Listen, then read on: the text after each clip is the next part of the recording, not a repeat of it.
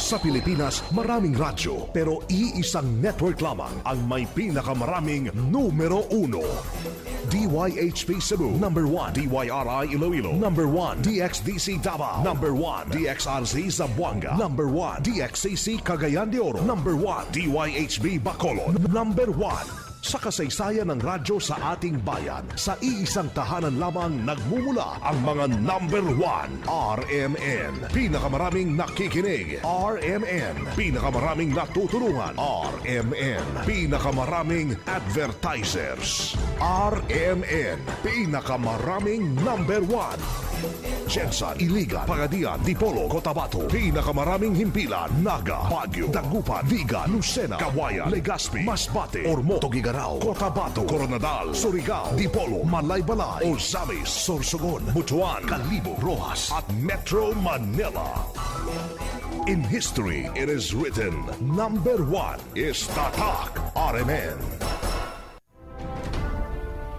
Kangit-ngit o mga suliran sa kalibutan, suliran sa mga kabataan, nagkadaiyang korupsyon sa katilingban, o bisan sa atong simbahan, adiksyon o suliran sa droga, panagbahin-bahin sa katawhan, sa relihiyon o tinuhuan, o guban pang mga suliran, unsay mga hinungdan ni ining tanan. Tungod ni ini nahimugso na tao kining tulumanon, lamdag sa kahitasan. Tulumanon nga muayag, mubatbat o mutubag ni ining tanan. Uba ni ining inyong sulugoon, Silbert Dondoyano alias Veritas. Lamdag sa kahitasan!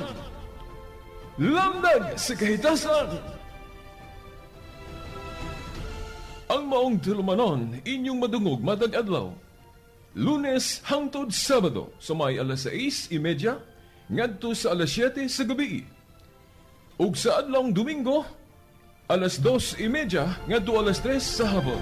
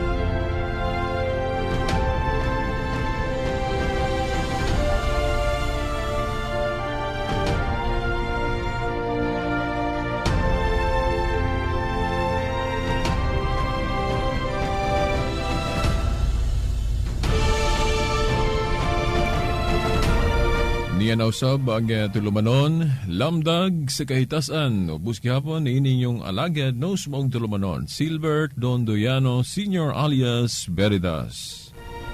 Okay, kagahapon o kagabi atong nahisgutan ang mahitugod sa kinibang hanay sa panaghiusa, no? Ang proseso sa panaghiusa nga gihimo sa atong Ginoo kadtong diri pa siya, no? Atong nahibaw-an nga sa hanay sa panaghiusa gipili ni Kristo si Pedro nga siya mo'y gibinlan sa simbahan nga iyang gitukod. O karon atong isunod po dayon kining nga naman nga ang simbahan, no, nga gitukod ni Kristo nailaman ni nga usa ka simbahan nga malukpanon o kana bang nailanan ni karon nga usa ka universal o sa diretso gyud nga pagkaistorya nailanan ni siya sa iyang pagkakatolik o katolika. Kay usama ni sa nahimugong suliran, no? sa panagbahin-bahin ron sa tinuhuan. Kay doon na may uban nga nagtuupog ko nga ang kangit-ngit ra gihapon mo'y otok ani, hinungdan, ngano nga dili matuhuan o daghan ka na to ang wala ba magunahon nga, uy, nga Katoliko na, kanang gingharian o simbahan nga gitukod ni Kristo kay unang-una, adili man na mabasa sa Biblia, litra por litra kuno, nga ang simbahan nga gitukod ni Kristo, simbahang Katoliko. Dili gyud na matuhuan kay gani, mo man ni gamiton dayon sa kangit-ngit nga ang mabasa gyud litra por litra di as Biblia mo itinuod. Pananglit, no? Sa Biblia, giingon man nga, uy, ang simbahan nga gitukod ni Kristo gitawag man ni Pablo diha sa Roma 16:16 o Iglesia ni Kristo. Unya Katoliko diay na nga Iglesia ni Kristo man ang pagtawag ani ni Pablo diha sa Roma 16:16. Og moadto pud ta sa 1 Corinto Kapitulo 1 versikulo 2 kitawag po ni Pablo og Iglesia sa Dios. So dili Katoliko. Iglesia sa Dios mo nang naay grupo pod nga mo na gingalan sa ilang grupo, Iglesia sa Dios. Kini nga mo mo'y husto kay mabasa 1 Corinto 1:2 nga gitawag ni Pablo og Iglesia sa Dios. Nya lain po tong sa Roma 16:16 nga gitawag pod ni Pablo og Iglesia ni Kristo. Mo nang napoy pundok ron nga gihinganlan og Iglesia ni Kristo nga nagsugod ni adtong 1914. Unya napoy uban moingon nga born again na kay naa sa Juan Kapitulo 3 versikulo 3 ngadto sa 5 nga ang mga sakop o ang mga tao o katawhan ni Kristo gitawag og mga natawo pag-usab o mga born again. So kami mo'y tinuod kay mo man na mabasa sa Biblia. Kanang Katoliko dili man na mabasa sa Biblia.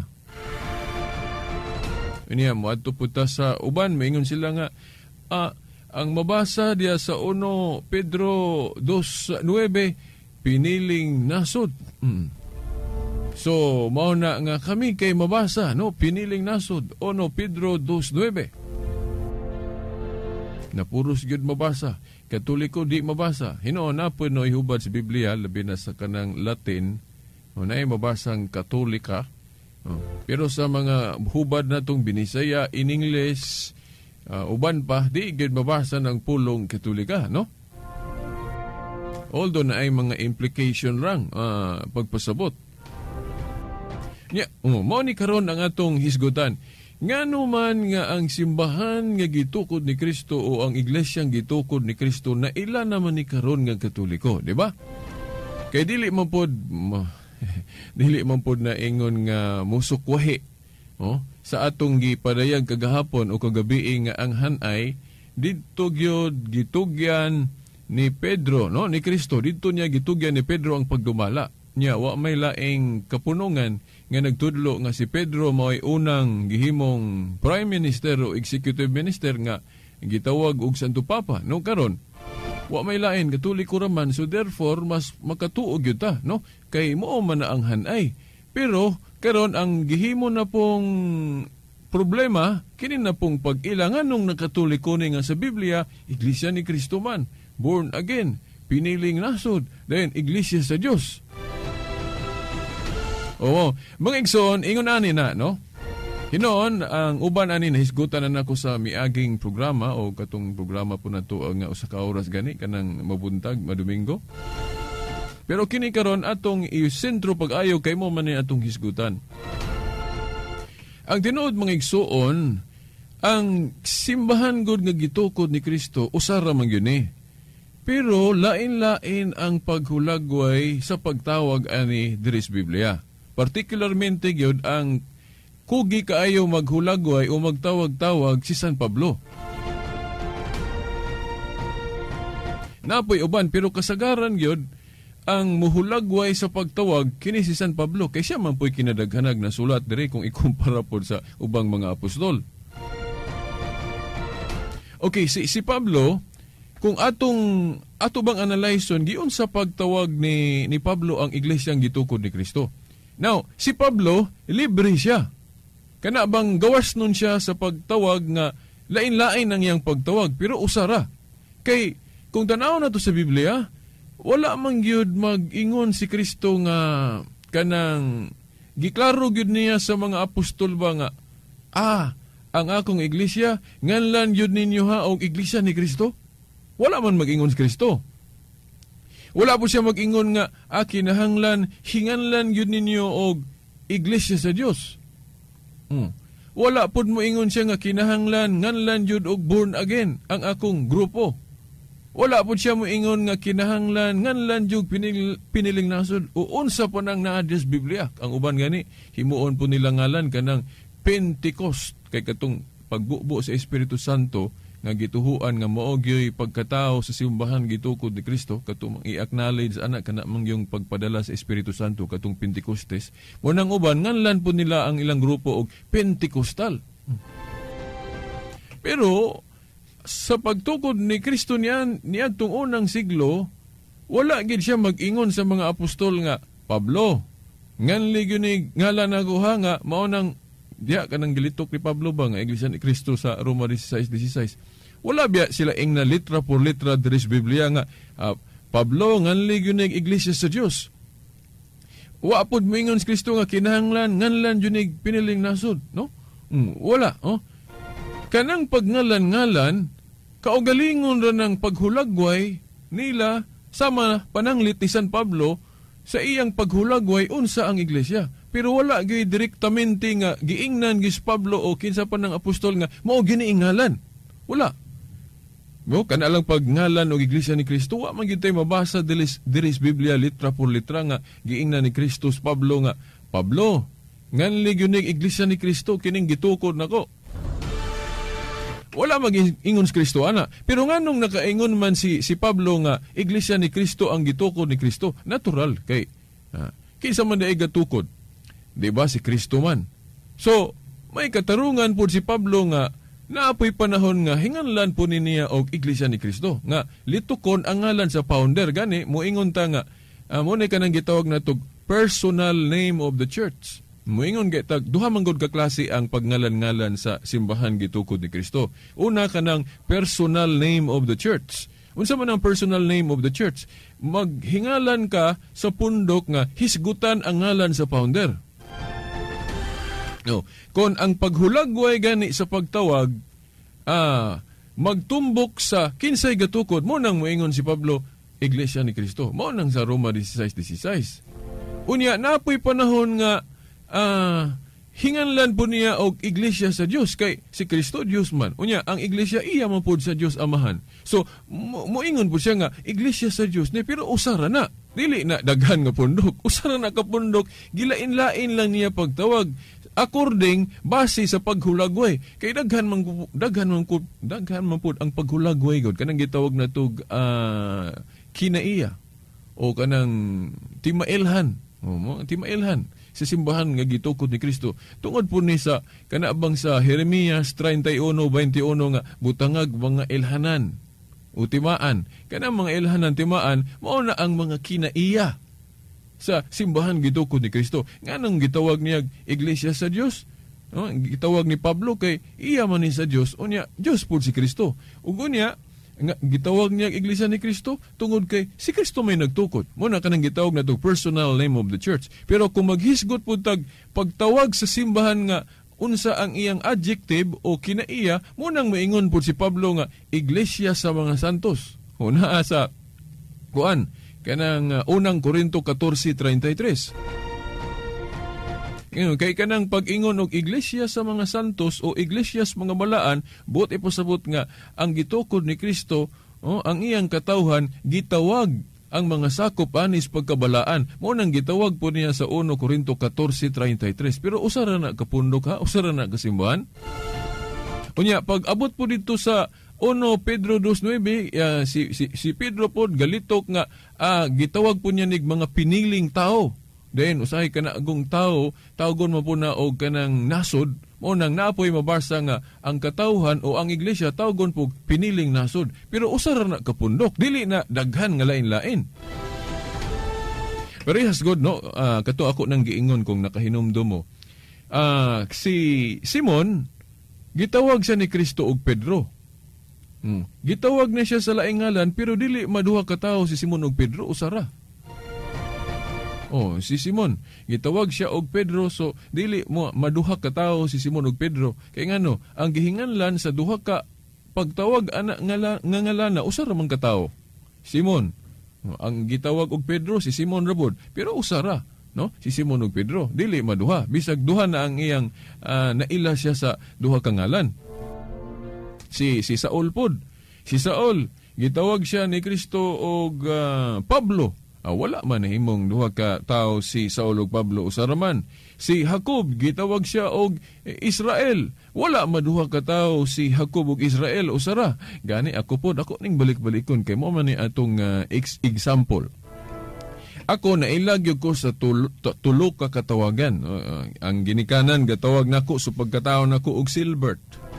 Dahil pagka bata nako, gitawag po ko, gianggaan po ko nila og Bobby. Duha na ang akong katawagan, Silbert og Bobby. Dili kay nahimo kong duha ka tawo sa dihang gitawag ko og Bobby. Nga naman, kay usara may gihinganlan og Silbert og Bobby, no? Ako ra man gyud si Silbert.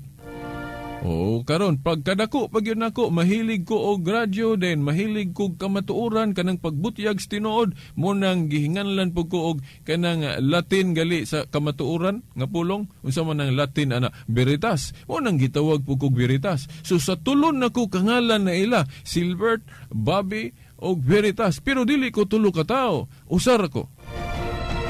Ug mao po na ang nahitabo sa iglesyang gitukod ni Kristo. Ang iglesyang gitukod ni Kristo, lain-lain ang paghulagway ani pagtawag diri sa Biblia, particular gud si Pablo, pero usara ni kapundok, gilain-lain lang niya pagtawag. Para pod matuman po nang sa Jeremias 31:21 nga butangag mga ilhanan. Kay kanang mga ilhanan mo man ang kinaiya sa iglesia. Di ba na sa Jeremias 31:21 nga ang dalan kuno butangan og ilhanan, utimaan. Unya kanang simbahan o iglesia, kung basahon na to ang buhat 24:14, dalan man pod.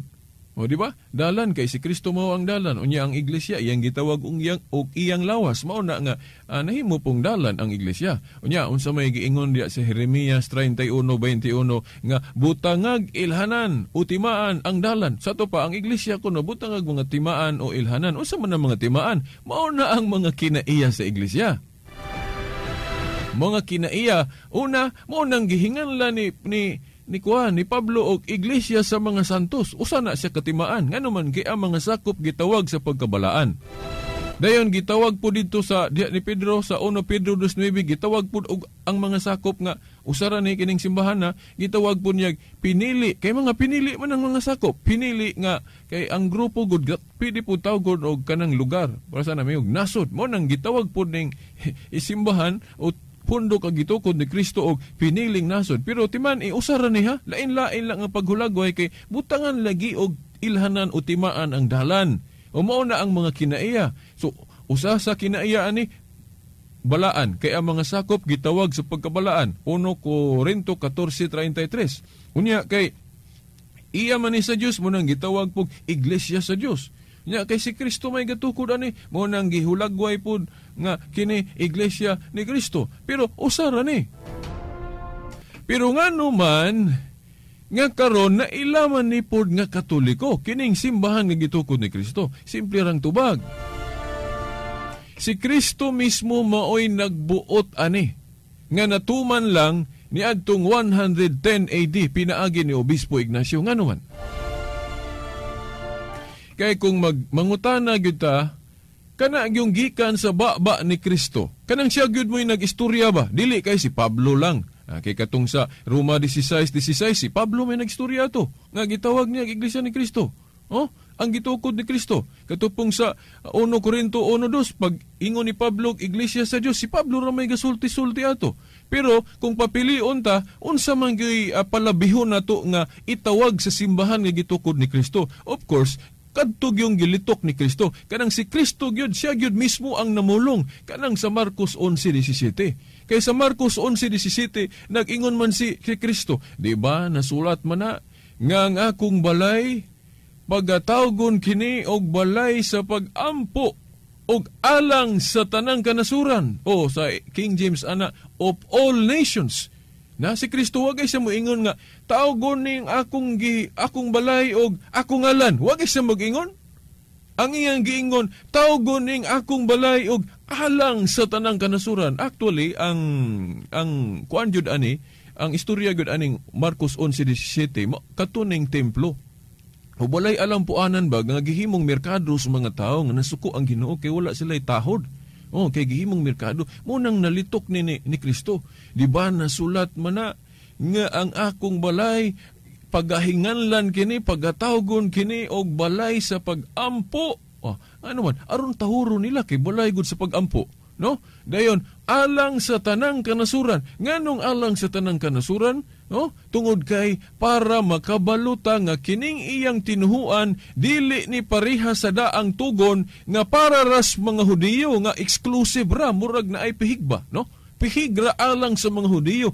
Ang iyang New Covenant, bag-ong kasabutan nga grupo, gusto niya tawgon og alang sa tanang kanasuran. Abot pasabot nga ang fulfillment sa gingharian dili para ras mga Hudiyo kundi para sa tanang tao. Mo nang gusto siya nga tawgon nig alang sa tanang kanasuran for all nations. Kay naaman diha ang dako kaing kalainan sa Old Covenant religion o New Covenant religion. Kadtong Old Covenant religion gitawag tog alang sa mga Hudiyo o Jewish religion kay para ratos mga Hudiyo. Kung hintil ka wa kay labot tawgon pagali kag mahugaw. Mao manggali nga kanang mga kuan diris Biblia gipihig ang mga hintil. Kay ang mga Hudiyo miingon sila nga kamira wa moy labot. O ingon anak man tong daang kasabutan. Pero sa bag-ong kasabutan, sa ikaduhang ang dili gustos Kristo ana nga para ras mga Hudiyo ang gingharian, kundi para ni tanang tao. Munang niingon siya nga nganlan kining akong balay ug alang sa tanang kanasuran o of all nations. Munang gusto siya ana nga ngalan nga itawag siyang pundok kay para makabaluta nga ang New Covenant religion dili lang para sa mga Hudiyo kundi para sa tanang tao. Muna nga of all nations ang gusto niyang itawag. Unya, unsa man ang of all nations kung ato ng usahon ba kapulong? Universal. Universal. Unya, unsa pa mong yun na kung hubaro na to na kombinasyon sa Grigo o kinatsila, mong gawas ng pulong Katolika. Kaya ang pulong Katolika, ang buot ipasabot ana, for all nations o of all nations. Pwede po na to na mabase diya sa buhat 9:31 nga gihisgutan ang Grigo nga pulong nga Catholes o kataholos, depende sa variation sa Grego, depende ang hanay sa Grego nga Biblia ang inyong gibasa. Kay sa akong nabasa, tulo ni siya kahanay. Catholes sa Grego, then apoy hanay sa Grego nga kataholos, then apoy kataholes. Pili lang mo, bisan na sa ana, basta mo na iyang Grego. Unyaon sa may but pasabot ana sa in English. Sa in English, kanang kataholes, but pasabot throughout all. Throughout all. So, unsa man ay put pasabot ana, para sa tanan o para sa tanang nasod of all nations. Sa ato pa nitakdo sa mga pulong ni Kristo sa Marcos 11:17 nga hinganlan kuno ning balay kay kinigong balay kung tan-aw nato sa Biblia duha ang gitumbok ani, either building o balay sa pagampo o katawhan o iglesia. Naa sa 1 Timoteo 3:15. Sa 1 Timoteo 3:15 gitawag ang simbahan o iglesia og balay. So mao na nga pag-ingon ni Kristo nga di ba nasulat man na nga ang akong balay pagahinganlan kinig balay sa pagampo og alang sa tanang kanasuran. Unsa man ang alang sa tanang kanasuran? Universal. Nya kung ato ning i-connect sa buhat 9:31 throughout all, no? Ang gikan sa Griego nga Catholes. Throughout all. Unsa man throughout all? Mao nang sa Marcos 11:17 kanang giingon ni Kristo alang sa tanang kanasuran of all nations na kanus-ama ni natuman nga natawag yunig Katolika o of all nations. Kanus-ama ni natuman mga igsoon. niadtong 107 AD to 110 na ay nahimong obispo nga si Obispo Ignacio. Siya mo'y nagunang migamit anang pulong Katolika. Nga gani mo ingon ng uban nga si Obispo Ignacio day gatukod sa Iglesia Katolika, misnomer. Nga naman, kay ang giinbento ni Ignacio dili ang pundok nga Katoliko, ang giinbento ni Ignacio ang ngalan ra nga Katoliko. Kay kung moingon ka nga si Obispo Ignacio day gatukod, mura ra kag nag-ingon ana nga ang ngalan day nakapatungha sa pundok ng Katoliko. Mura ra pug kag gaingon ba nga ang ngalan sa bata mo'y nakapatungha sa bata. Dili oy, awahi ang ngalan. Naa na ang bata, awahi lang siya hinganli. Dili na. Paghingala ni Obispo Ignacio ani og Katoliko ni adtong 110 AD, dili bot pasabot nga ni adto pang tuiga na napundok ning Katoliko. Kay wa pa si Obispo Ignacio naa naman ning pundoka. Mao man ni katong gitawag og Iglesia ni Cristo, gitawag og Iglesia sa Dios, Iglesia sa mga santos. Kay lain-lain lagi ang pagtawag ani. Naa na ning pundoka, awahi lang hinganli og Katoliko. Sa ato pa kadtong pag-imbento ni Obispo Ignacio og Katoliko nga pulong, paghingalan sa iglesyang gitukod ni Kristo, katumanan rato sa gipamulong ni Kristo sa Marcos 11:17 nga hinganlan kinig-alang sa tanang kanasuran.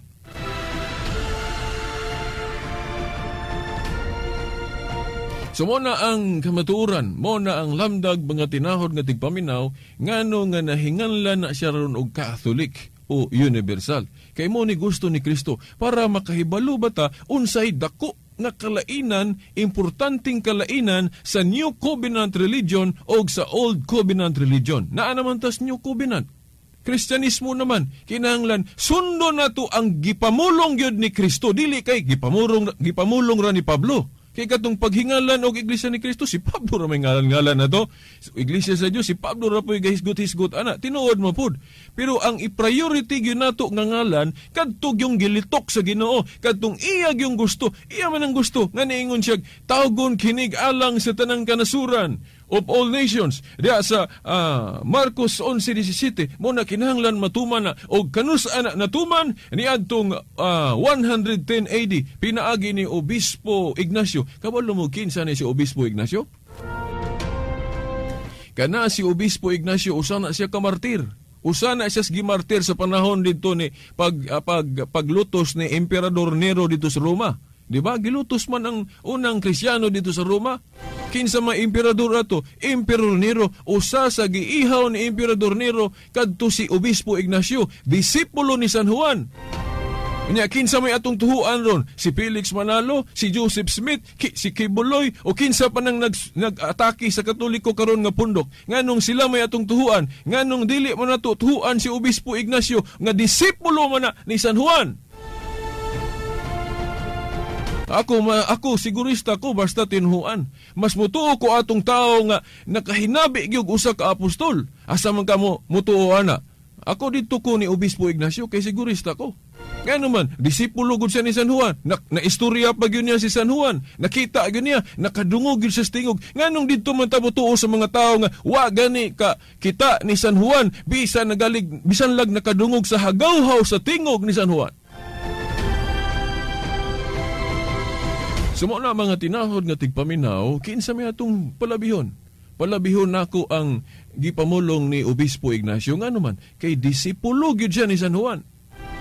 Siya pod gani ang iya po galing sinulat nga nakaingon ko nga kanang pinadayag 1:10 nga naghisgot diha og adlaw sa Ginoo. Siya may unang kanang nabasa nako iyang sinulat nga klaro kay na nga Domingo na mo bitaw nga sa atong kuan atong day of worship sa mga Kristiyano mo nang adlawng Domingo, Lord's Day. Lain po atong tema, ana. Okay, wa naman tayo igong panahon. Padayon na po taogma. Sa ngalan na lang sa atong mahal nga inahan, Mother Mary, mga kadagkuan sa atong simbahan, diri sa Diocese of Dipolog, pinagi sa atong halangdong obispo, talahurong obispo, Bishop Severo Cairmari, ubanas mga kaparian, kini ang ubos niyong alagad sa mong tulumanon, lamdag sa kahitasan, Silbert Dondoyano Sr. alias Beridas, kauban sa atong mga amigo sa technical side, Danilo Luod, o Espiritu Ilumba, na aday si manager po, Edgar Dagumo, Okay, hangtod ugma pohon. Sa ngalan sa Amahan, sa Anak, sa Espiritu Santo. Amen.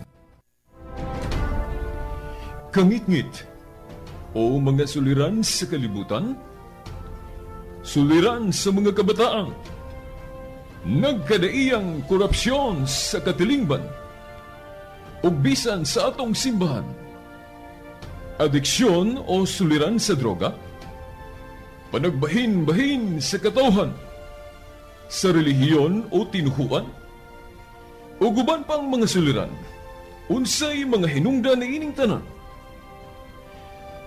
Tungod ni ini nahimugso na tao kining tulumanon, lamdag sa kahitasan, tulumanon nga muayag, mubatbat o mutubag na ining tanan. Uba na ining inyong sulugoon, Silbert Dunduyano alias Veritas. Lamdag sa kahitasan! Lamdag sa kahitasan! Ang maong tulumanon, inyong madungog matag adlaw. Lunes hangtod Sabado, sa may alas 6:30, ngadto sa alas 7 sa gabi. Ug sa adlawng Domingo, alas 2:30, ngadto alas 3 sa hapon.